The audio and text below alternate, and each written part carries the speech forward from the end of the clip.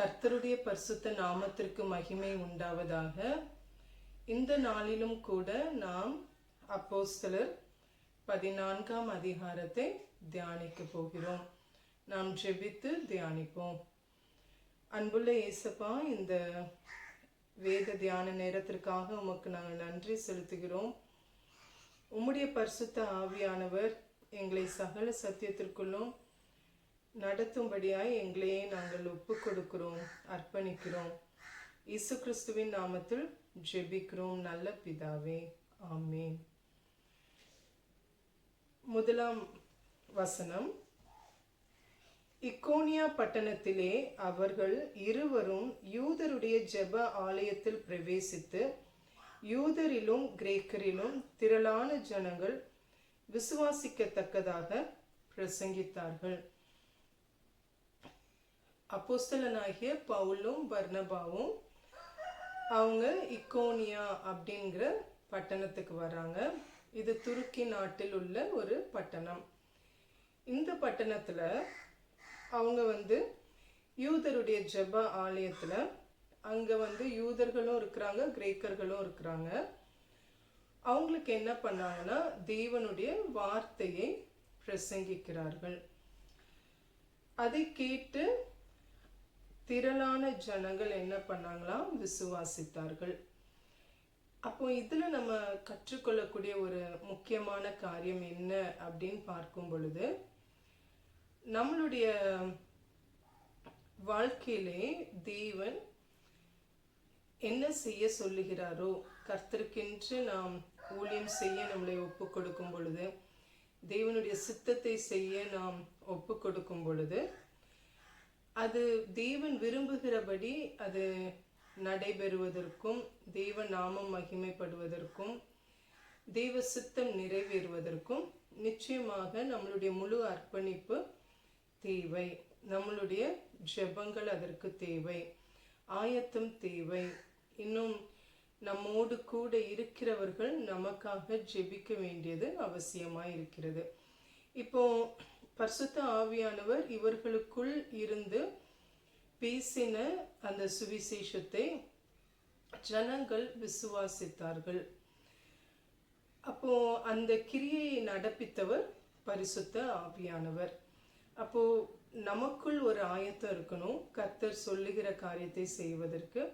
அதே போல நம்மளை சார்ந்தவர்கள், நமக்கென்று ஜெபிக்கும்படியாய் தந்திருக்கிறவர்கள், அவர்களும் திறப்பிலே நிற்கும் பொழுது தேவன் விரும்புகிற காரியம் அவர் மகிமைக்காகவும் அவருடைய நாமம் உயர்த்தப்படும்படியாய் அது நிறைவேறும்.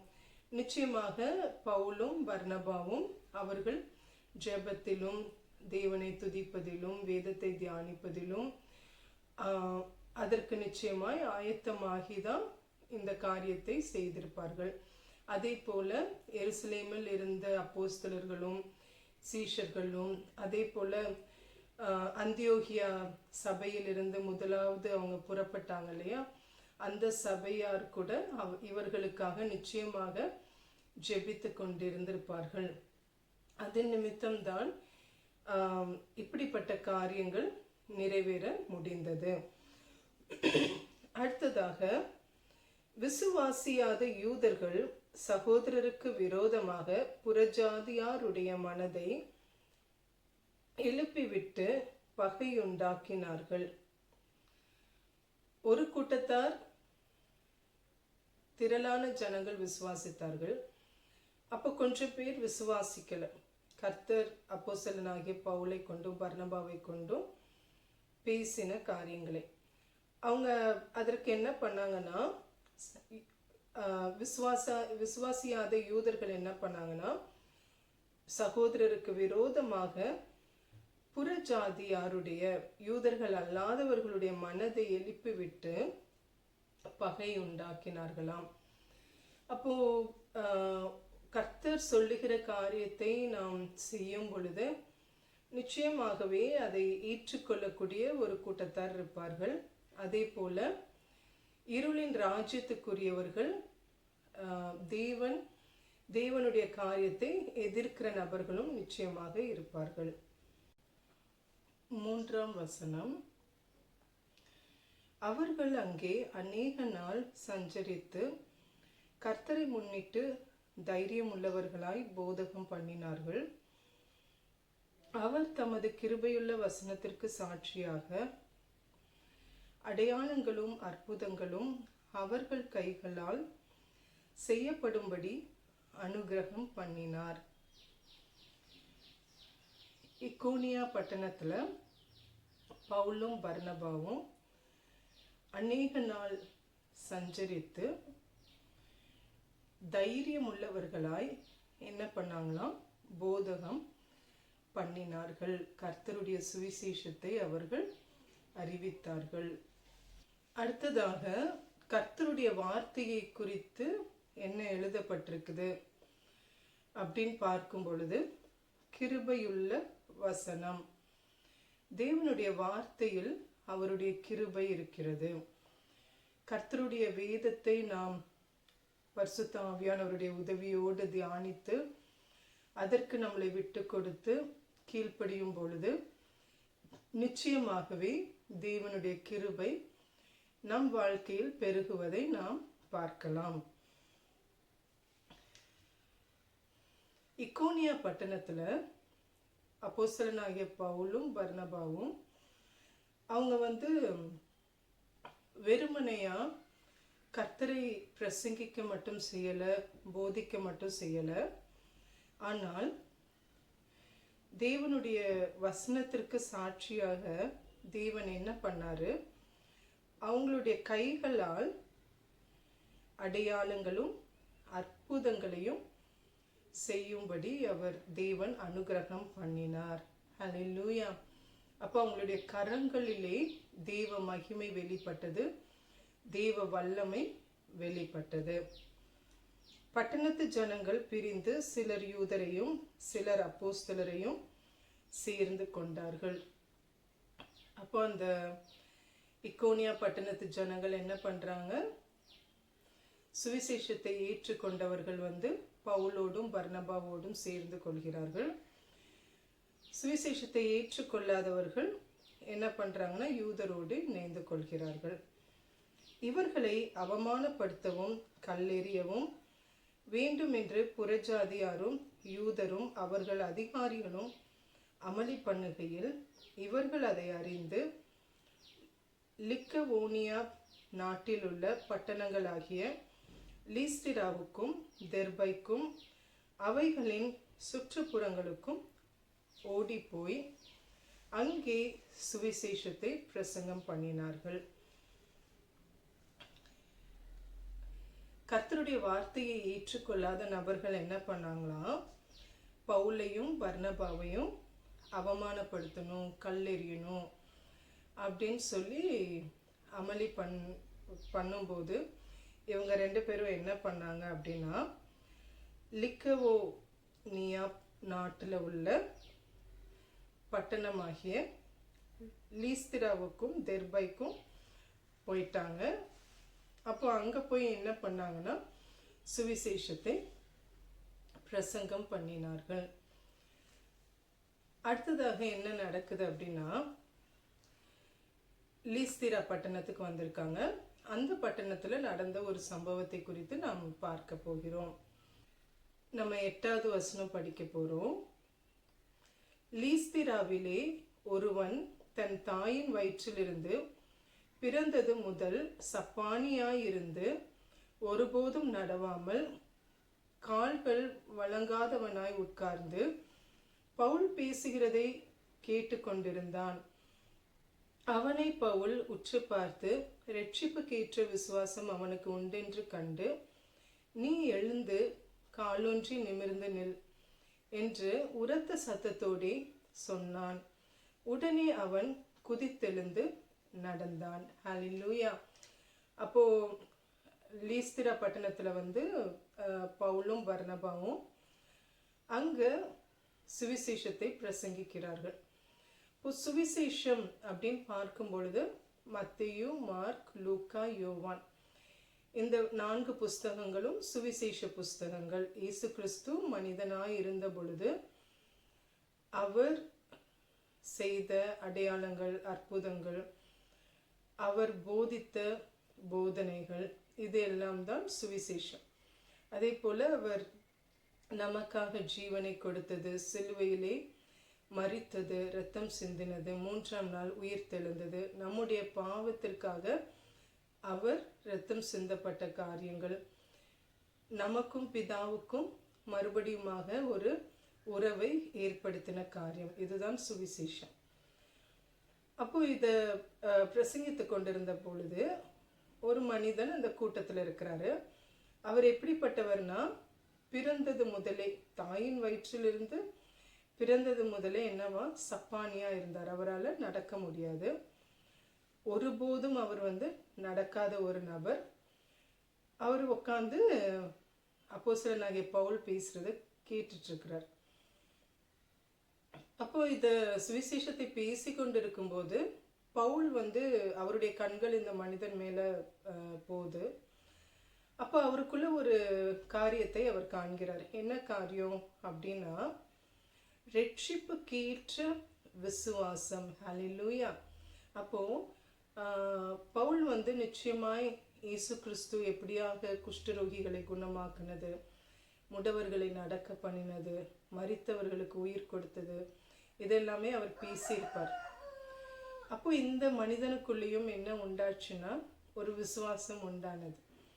அதை கேட்க கேட்க அப்போ நிச்சயமாய் இயேசு கிறிஸ்து என்னையும் என்ன பண்ண முடியும், ரட்சிக்க முடியும், நடக்க பண்ண முடியும் அப்படிங்கிற ஒரு விசுவாசம் அவருக்குள் வந்தது நிமித்தம் பவுல் என்ன பண்றாரு, அவர்கிட்ட சொல்றார், நீ எழுந்து காலூன்றி நிமிர்ந்து நில் அப்படின்னு உரத்த சத்தத்தோட அந்த மனுஷன்கிட்ட சொன்ன உடனே ஒரு செகண்ட் தான், ஒரு நொடி பொழுதுல என்ன நடக்குதுன்னா, அவன் குதித்தெழுந்து நடந்தான். ஹல்லேலூயா. முன்னாடியாக நம்ம இக்கோனியா பட்டணத்துல என்ன பார்த்தோம்னா, அவங்க கரங்கள்னால கர்த்தர் அற்புதங்களையும் அடையாளங்களையும் செய்ததாக பார்த்தோம். லீஸ்திரா பட்டணத்துல பவுல் சொன்ன உடனே அவருடைய வார்த்தையில் வல்லமை இருக்கிறதை நம்ம பார்க்கிறோம். உடனே அந்த அற்புதம் உண்டானது. ஹல்லேலூயா. அப்போ அவருடைய வார்த்தையில் வல்லமை உண்டானதை நம்ம தியானிக்கும் பொழுது நிச்சயமாகவே பவுல் எப்படியாக அவருக்குள் இவ்வளோ ஒரு கிருபை உண்டானது. ஒன்று, தேவனுடைய சித்தம், திட்டம், தேவனுடைய விருப்பம், அது மட்டும் அல்ல. ஆனால் நிச்சயமாக பவுல் என்ன பண்ணார்னா, அதற்கென்று அவர் தன் நேரத்தை செலவழித்தார். தன் நேரத்தை தேவ சமூகத்தில் காத்திருப்பதிலும், வேதத்தை தியானிப்பதிலும், ஜெபிப்பதிலும், துதிப்பதிலும், தன்னை தேவனுடைய சமூகத்திலே தாழ்த்துவதற்கும் தன்னை அர்ப்பணித்ததன் நிமித்தம்தான் என்ன ஆகுதுன்னா, அவருடைய வார்த்தையில் தேவனுடைய வல்லமை வெளிப்படுகிறது. இப்போ இந்த சம்பவத்தை பார்த்த ஜனங்கள் என்ன பண்ணாங்க, லீஸ்திரால உள்ள ஜனங்கள் அவங்க என்ன பண்ணாங்கங்கிறத பார்ப்போம். பவுல் செய்ததை ஜனங்கள் கண்டு, தேவர்கள் மனுஷ ரூபம் எடுத்து நம்மிடத்தில் இறங்கி வந்திருக்கிறார்கள் என்று லிக்கவோனியா பாஷையிலே சத்தமிட்டு சொல்லி, பர்னபாவை யூபித்தர் என்றும் பவுல் பிரசங்கத்தை நடத்தினவனானபடியினால் அவனை மெர்க்குரி என்றும் சொன்னார்கள். அல்லாமலும் பட்டணத்துக்கு முன்னே இருந்த யூபித்தருடைய கோவில் பூஜாசாரி எருதுகளையும் பூமாலைகளையும் வாசலண்டையிலே கொண்டு வந்து ஜனங்களோட கூட அவர்களுக்கு பலியிட மனதாயிருந்தான். அப்போ இந்த ஜனங்கள் அவர்கள் இந்த ஒரு இது மாதிரியான ஒரு அற்புதத்தை அது வரைக்கும் அவங்க வாழ்நாட்டில் பார்க்கல. இதுதான் அவங்களுக்கு முதல் முறை. அதனால அவங்களுக்குள்ள என்ன ஒரு எண்ணம் உண்டாச்சு அப்படின்னு பார்க்கும் பொழுது, யூபித்தர், மெர்க்குரிங்கிறது கிரேக்க கடவுள்கள். அப்போது இந்த கடவுள்களை தான் அவங்க வணங்கிட்டு இருக்கிறாங்க. அப்போ அவங்க தான் என்ன பண்ணிட்டாங்க, மனுஷ ரூபமாக நமக்குள்ளே வந்துட்டாங்க அப்படின்னு இந்த ஜனங்கள் அப்படி ஒரு நம்பிக்கை வைத்து என்ன பண்ணுறாங்கன்னா, அவங்க பட்டணத்தில், அந்த லீஸ்திரா பட்டணத்தில் இருந்த யூபித்தர் கோயிலில் பூஜாசாரி வந்து என்ன பண்ணுறாரு, எருதுகளையும் பலியிடுறதுக்கு எருதுகளையும் பூமாலைகளையும் பேதுரு ஐயாவும் பர்னபா அவங்களும் இருந்த அந்த இடத்துக்கு வாசல் அண்டைக்கு என்ன பண்ணிட்டாங்க, கொண்டு வராங்க. அப்போஸ்தலராகிய பர்னபாவும் பவுலும் அதை கேட்ட பொழுது தங்கள் வஸ்திரங்களை கிழித்து கொண்டு கூட்டத்துக்குள்ளே ஓடி உரத்த சத்தமாய், மனுஷரே, ஏன் இப்படி செய்கிறீர்கள்? நாங்களும் உங்களைப் போல பாடுள்ள மனுஷர்தானே. நீங்கள் இந்த வீணான தேவர்களை விட்டு வானத்தையும் பூமியையும் சமுத்திரத்தையும் அவைகளில் உள்ள யாவற்றையும் உண்டாக்கின ஜீவனுள்ள தேவனிடத்திற்கு திரும்ப வேண்டும் என்று உங்களுக்கு பிரசங்கிக்கிறோம். அப்போஸ்தலனாகிய பவுலும் பர்னபாவும் அவங்க பலியிட வந்த காரியம், அவர்களை கனம் பண்ண வேண்டும் என்று அவர்கள் செய்த காரியங்களை பார்த்து அவங்க என்ன பண்ணுறாங்க அப்படின்னா, தங்கள் வஸ்திரங்களை கிழித்து கொண்டார்களாம். கூட்டத்துக்குள்ளே ஓடி உரத்த சத்தமாக அவங்க சொல்கிறாங்க, ஏன் இப்படி செய்கிறீங்க? நாங்களும் எப்படி தான் உங்களை போல பாடுள்ள மனுஷர் தானே. அப்போ இங்கு நாம் கற்றுக்கொள்ள வேண்டிய 2 காரியங்கள் இருக்கிறது. ஒன்று வந்து, கர்த்தரால் பயன்படுத்தப்படுகிற தெய்வ மனிதர்கள், ஊழியக்காரர்கள், போதகர்கள், தீர்க்கதரிசிகள், அப்போஸ்தலர்கள் எல்லாருமே கர்த்தரால் பயன்படுத்தப்படுகிற பாத்திரங்கள். அவர் மகிமைக்காக அவருடைய சித்தத்தின்படி அவர்களை எடுத்து பயன்படுத்துகிறார். அவர்களும் நம்மை போல பாடுள்ள மனிதர்கள்தான். அப்போ நம்ம கர்த்தருக்கு கொடுக்க வேண்டிய கனத்தையும் மகிமையையும் யாருக்கு கொடுத்துடக்கூடாதுன்னா, தேவனுடைய மனிதர்களுக்கு, தெய்வ ஊழியர்களுக்கு நம்ம கொடுக்க கூடாது. அதே போல இவர்கள் அப்போஸ்தலனாகிய பவுலும் பர்னபாவும் எப்படியாக மனிதர்களுடைய புகழ்ச்சிக்கும் கனத்திற்கும் அவங்க எப்படி செயல்பட்டாங்க அப்படின்னு பார்க்கும் பொழுது, தங்கள் வஸ்திரங்களை கிழித்து கொண்டு, அப்போ அவங்க இதை கடுகளவு கூட என்ன பண்ணலன்னா ஏற்றுக்கொள்ளலை. ஏன்னா அவங்களுக்கு நன்கு தெரிந்திருந்தது, சகல துதி கன மகிமை கர்த்தர் ஒருவருக்கே உரியது. நம்ம வந்து சாதாரண மனிதர்கள், தேவ நாம மகிமைக்காக தேவன் நம்மை பயன்படுத்துகிறார். அப்போ கர்த்தர் நம்மளை பயன்படுத்தும் பொழுது, அவர் சொல்லுகிற காரியங்களை நாம் செய்யும் பொழுது, இயல்பாகவே அதன் மூலமாய் தேவன் நம்மளை பயன்படுத்துகிறதினால் ஜனங்களுக்குள் அவர்கள் வந்து தேவனுடைய நன்மையை தங்கள் வாழ்க்கையில் பெற்றுக்கொள்வார்கள், ருசி பார்ப்பார்கள். அப்போ அறியாத ஜனங்கள் என்ன பண்ணுவாங்கன்னா, மகிமையும் கனத்தையும் நம்மளுக்கு கொண்டு வருவாங்க. அப்போ நம்ம வந்து நிச்சயமாக அவங்கள்ட்ட வந்து அதை எடுத்து சொல்ல வேண்டியது மிக மிக மிக அவசியம். இயேசு கிறிஸ்து இந்த அற்புதத்தை செய்திருக்கிறார், இந்த நன்மையை உங்கள் வாழ்க்கையில் செய்தவர் இயேசு கிறிஸ்து. நான் ஒரு சாதாரணமான ஒரு மனுஷன், உங்களை போல நானும் ஒரு சாதாரணமான ஒரு மனுஷி. தேவன் அவருடைய மகிமைக்காக இந்த காரியத்தை செய்திருக்கிறார் அப்படின்ட்டு நாம் சொல்ல வேண்டியது அவசியமாக இருக்கிறது. முக்கியமான காரியம், அவர்கள் அந்த ஜனங்களுக்கு அவர் என்ன சொல்றாங்க அப்படின்னா,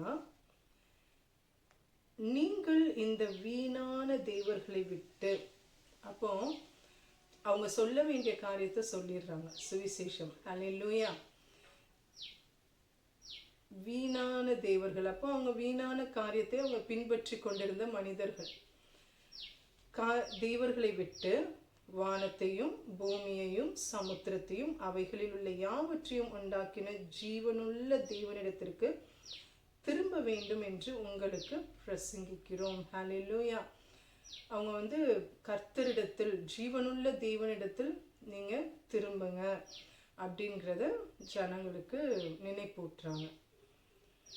சென்ற காலங்களில் இன்னும் அவங்களுக்கு விவரித்து சொல்கிறாங்க. என்னன்னா, சென்ற காலங்களில் அவர் சகல ஜனங்களையும் தங்கள் தங்கள் வழிகளிலே நடக்க விட்டிருந்தும் அவர் நன்மை செய்து வந்து வானத்திலிருந்து மலைகளையும் செழிப்புள்ள காலங்களையும் நமக்கு தந்து ஆகாரத்தினாலும் சந்தோஷத்தினாலும் நம்முடைய இருதயங்களை நிரப்பி இவ்விதமாய் அவர் தம்மை குறித்து சாட்சி விளங்க பண்ணாதிருந்ததில்லை என்றார்கள். இப்படி அவர்கள் சொல்லியும் தங்களுக்கு ஜனங்கள் பலியிடாதபடிக்கு அவர்களை அமர்ந்திருக்கிறது அரிதாயிருந்தது. அப்போ இன்னும் விவரமாய் அந்த ஜீவனுள்ள தேவனை குறித்து சொல்றாங்க. என்ன சொல்றாங்கன்னா, எல்லாருக்கும் ஜீவனுள்ள தேவனாகிய இயேசு கிறிஸ்து அவர் என்ன பண்றாரு, நன்மை செய்து வந்து வானத்திலிருந்து மலைகளையும் செழிப்புள்ள காலங்களையும் நமக்கு தந்து ஆகாரத்தினாலும் அது நிமித்தம் அவர் கர்த்தர் நன்மை செய்தது நிமித்தம் என்ன உண்டாகுதா, மனிதர்களுக்கு ஆகாரத்தினாலும் சந்தோஷத்தினாலும் நம்முடைய இருதயங்களை நிரப்பி இவ்விதமாய் அவர் தம்மை குறித்து சாட்சி விளங்க பண்ணாதிருந்ததில்லை. அப்போ கர்த்தர் தம்மை குறித்த ஒரு சாட்சி என்ன அப்படின்னா, நன்மை செய்கிறார். பூமியில் உள்ள எல்லாருக்குமே, அவரை பின்பற்றுகிறவர்களுக்கு மட்டும் அல்ல, உலகத்தில் உள்ள எல்லாருக்குமே அவர் நன்மை செய்கிற தேவனாக இருக்கிறார். எப்படின்னா, வானத்திலிருந்து எல்லாருமேலையும் என்ன பண்றாரு, மழையை பெய்ய பண்ணுகிறார். அது நிமித்தம் செழிப்புள்ள காலங்கள் நமக்கு வருகிறது, எல்லாருக்கும் வருகிறது. அது நிமித்தம் ஆகாரத்தினாலும் சந்தோஷத்தினாலும் நம்முடைய இருதயங்களை நிரப்புகிறார். இது ஜீவனுள்ள தேவன் இருக்கிறாருங்கிறதுக்கு சாட்சி அப்படின்னு எடுத்து சொல்றாங்க. ஆனாலும் அவங்க அதை கேட்காம அவங்களுடைய அந்த நம்பிக்கையில தான், தவறான நம்பிக்கையில தான் அந்த லீஸ்திரா பட்டணத்தில் உள்ள ஜனங்கள் இருந்தாங்க. அடுத்ததாக பார்த்தோம்னா 19வது வசனம், பின்பு அந்தியோகியாவிலும் இக்கோனியாவிலும் இருந்து சில யூதர்கள் ஜனங்களுக்கு போதனை செய்து பவுலை கல்லெறிந்து அவன் மரித்து போனான் என்று எண்ணி அவனை பட்டணத்துக்கு வெளியே இழுத்து கொண்டு போனார்கள். சீஷர்கள் அவனை சூழ்ந்து நிற்கையில் அவன் எழுந்து பட்டணத்திற்குள் பிரவேசித்தான். மறுநாளில் பர்னபாவுடனே கூட தெர்பைக்கு புறப்பட்டு போனான். இப்போ என்ன நடக்குது அப்படின்னா, அந்தியோகியா பட்டணம், இதுக்கு முன்னாடி அவங்க ஊழியம் செய்த சுவிசேஷம் அறிவித்த பட்டணம் 13ஆம் அதிகாரத்தில் இருக்கு. அங்க இருந்தும் அப்புறம் இக்கோனியா பட்டணம், நம்ம இந்த அதிகார ஆரம்பத்தில் பார்த்த பட்டணம், இந்த 2 பட்டணங்களிலும் இருந்து சில யூதர்கள் அப்போ அவங்களுக்கு ஒரு செய்தி போயிருக்குது. இந்த லீஸ்திரா பட்டணத்திலிருந்து இப்படி அப்போஸ்தலனாகிய பவுலும் பர்னபாவும் சுவிசேஷத்தை அறிவிக்கிறார்கள் அப்படிங்கிற ஒரு செய்தி அங்கே போனது நிமித்தம்தான் அவங்க என்ன பண்ணுறாங்கன்னா, ஆட்களை அனுப்பி, யூதர்கள் அங்கேருந்து வராங்க, பவுலுக்கு எதிராய் பர்னபாவுக்கு எதிராய் அவங்க தேவையில்லாத காரியங்களை பேசி போதனை பண்ணி என்ன ஒரு விளைவு உண்டாகுதுன்னா, பவுலை என்ன பண்ணுறாங்களாம், கல்லெறிகிறார்களாம். கல்லெறிந்து அவர் மரித்துட்டாரு அப்படின்னு அவங்க நினைத்து என்ன பண்ணுறாங்கன்னா, பட்டணத்துக்கு வெளியிலே இழுத்து கொண்டு போனார்கள். அதுக்கப்புறம் என்ன நடக்குது அப்படின்னா, சீஷர்கள் எல்லாரும் பவுலை சுற்றி நிற்கிறாங்க.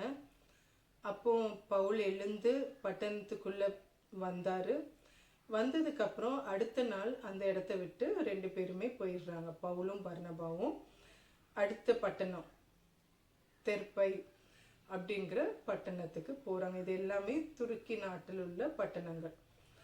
அங்கே போய் என்ன நடக்குது அப்படின்னு பார்த்தோன்னா, அந்த பட்டணத்தில் அவர்கள் சுவிசேஷத்தை பிரசங்கித்து அநேகரை சீஷராக்கின பின்பு லீஸ்திராவுக்கும் இக்கோனியாவுக்கும் அந்தியோகியாவுக்கும் திரும்பி சீஷருடைய மனதை திடப்படுத்தி விசுவாசத்திலே நிலைத்திருக்கும்படி அவர்களுக்கு புத்தி சொல்லி நாம் அநேக உபத்திரவங்களின் வழியாய் தேவனுடைய ராஜ்யத்தில் பிரவேசிக்க வேண்டும் என்று சொன்னார்கள். அப்போ இவங்க கடந்து வந்த அந்த எந்தெந்த பட்டணங்கள்லாம் அவர்கள் ஊழியம் செஞ்சாங்களோ அவங்க என்ன பண்ணுறாங்க, அந்த தெர்பை பட்டணத்தில் என்ன நடந்தது அப்படின்னா, அங்கே பிரசங்கம் பண்ணிட்டு சுவிசேஷத்தை அறிவித்து அது நிமித்தம் அநேகர் சீஷர் ஆகுறாங்க.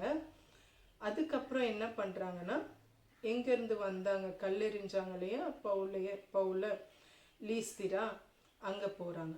அதுக்கப்புறம் இக்கோனியா, அதுக்கப்புறம் அதுக்கு முன்னாடி எங்கேருந்து வந்தாங்க, அந்தியோகியா. எங்கெல்லாம் சுவிசேஷத்தை அறிவித்து வந்தாங்களோ அதே பட்டணங்களுக்கு திரும்ப போய் அவங்க என்ன பண்ணுறாங்கன்னா, அங்கே உள்ள சீஷர் கூட்டத்தில் இருந்தவர்களுடைய மனதை திடப்படுத்தினார்களாம். ஹல்லேலூயா. அப்போ கர்த்தரை பின்பற்றுகிற ஒரு காரியம், கர்த்தரை விசுவாசித்து அவர் சொல்லுகிறபடி கீழ்ப்படுகிற காரியம் என்கிறது எளிதான காரியம் அல்ல. அப்போ அவர்களுக்கு அந்த சீஷர்களுடைய மனதை திடப்படுத்துவது, தைரியப்படுத்துவது அவசியமாய் இருந்தது. விசுவாசத்திலே நிலைத்திருக்கும்படி அவர்களுக்கு புத்தி சொல்லி, அப்போ பின்மாற்றம் அடைந்து போகக்கூடிய சூழல்கள் பல காரியங்கள் வந்திருக்கலாம். அவங்களுக்கு என்ன புத்திமதி சொல்றாங்க அப்படின்னா, விசுவாசத்தில் நாம் மரண பரியந்தம் நிலைத்திருக்க வேண்டும். இந்த உபத்திரவத்தின் காரியங்கள் நம்மளை கர்த்தருடைய அன்பை விட்டு பிரிக்க கூடாது. முக்கியமான காரியம் பாருங்க, நாம் அநேக உபத்திரவங்களின் வழியாய் தேவனுடைய ராஜ்யத்தில் பிரவேசிக்க வேண்டும் என்று சொன்னார்கள். ஹல்லேலூயா. அப்போ தேவனுடைய ராஜ்யத்துக்குள் பிரவேசிக்கிற காரியம் என்கிறது எளிதான காரியம் இல்லை, இடுக்கமான பாதை. அப்போ உபத்திரவங்களின் வழியாய் தேவனுடைய ராஜ்யத்தில் பிரவேசிக்க வேண்டும் அப்படின்ட்டு அவங்க புத்திமதி சொல்றாங்க. ஹல்லேலூயா. அடுத்ததாக என்ன பண்றாங்க அப்படின்னா, அவங்க போன இடங்களிலெல்லாம் அல்லாமலும் அந்தந்த சபைகளில் அவர்களுக்கு மூப்பர்களை ஏற்படுத்தி வைத்து, அப்போ அவர்களை வழிநடத்தும்படியாய் ஆலோசனை கொடுப்பதற்கு, அவர்களுக்குள் இருக்கிற சந்தேகங்களை தீர்ப்பதற்கு என்ன பண்ணாங்கன்னா, அவங்களுக்கென்று மூப்பர்களை எல்லா சபைகளிலும் மூப்பர்களை ஏற்படுத்தினார்கள். அடுத்ததாக என்ன பண்ணாங்க அப்படின்னா, உபவாசித்து ஜெபம் பண்ணி பவுலும் பர்னபாவும் அந்தந்த சபையாரோடு இணைந்து உபவாசம் பண்றாங்க, ஜெபிக்கிறாங்க. அவர்கள் விசுவாசித்து பற்றி கொண்ட கர்த்தருக்கு அவர்களை ஒப்புவித்தார்கள். ஹல்லேலூயா. அப்போ கர்த்தருக்கென்று அந்த சபைக்கு வருகிற ஜனங்களை ஒப்பு கொடுத்தார்கள். பின்பு பிசித்தியா நாட்டை கடந்து பம்பிலியா நாட்டிற்கு வந்து பெர்கே ஊரில் வசனத்தை பிரசங்கித்து அத்தலியான் பட்டணத்திற்கு போனார்கள். அதுக்கப்புறம் என்ன நடக்குதுன்னா, இதுவும் துருக்கி நாட்டில் உள்ள பட்டணங்கள். பிசித்தியா அப்படிங்கிற நாட்டை கடந்து பம்பிலியா நாட்டிற்கு வந்து பெர்கே ஊரில் என்ன பண்ணாங்களா, வசனத்தை பிரசங்கித்து அத்தலியா பட்டணத்திற்கு போனார்கள். அப்போ அவங்க சென்ற இடங்கள் எல்லாமே சுவிசேஷத்தை அறிவித்தார்கள், தேவனுடைய வார்த்தையை ஜனங்களுக்கு போதித்தார்கள். அங்கே கப்பலேறி தாங்கள் நிறைவேற்றின கிரியைக்காக தேவனுடைய கிருபைக்கு ஒப்புவிக்கப்பட்டு புறப்பட்டு அந்தியோகியாவுக்கு வந்தார்கள். இந்த அந்தியோகியா அவங்க முதல்ல தங்களுடைய இந்த பயணத்தை ஆரம்பிப்பதற்கு முன்பாக அவர்கள் ஊழியம் செய்த பட்டணம். 5 பேர் இணைந்து அந்தியோகியா சபையில் ஊழியம் செய்துட்டு இருந்த பொழுதுதான் பரிசுத்த ஆவியானவர் என்ன சொன்னார், பவுலையும் பர்னபாவையும் பிரித்து விடுங்க நாளை ஊழியத்தை செய்வதற்கு. அப்போ அந்த சபைக்கு போனதுக்கப்புறம் 27ஆம் வசனம், அவர்கள் அங்கே சேர்ந்த பொழுது சபையை கூடி வர செய்து தேவன் தங்களை கொண்டு செய்தவைகளையும் அவர் புறஜாதிகளுக்கு விசுவாசத்தின் கதவை திறந்ததையும் அறிவித்து அங்கே சீஷருடனே கூட அநேக நாள் சஞ்சரித்திருந்தார்கள். அப்போ அவங்க முதல் ஆரம்பித்த இந்த